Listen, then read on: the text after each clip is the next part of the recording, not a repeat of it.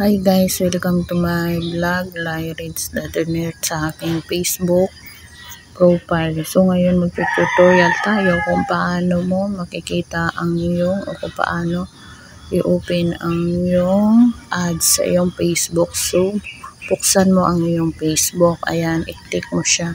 And then yung may tatlong guhit sa taas, i-click mo rin yon. Yan, and then ang iyong profile picture.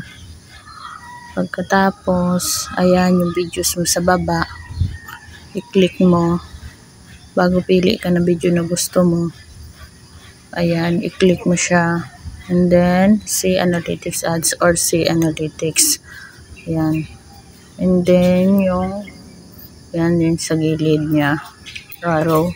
And then, setting. Ayan. Pag nakakulay gray pa siya, hindi pa siya naka-open, kailangan mag-kulay blue. I-click mo yan, kulay blue na siya. Ibig sabihin na open na yung ad sa iyong Facebook. So, thanks for watching guys. Don't forget to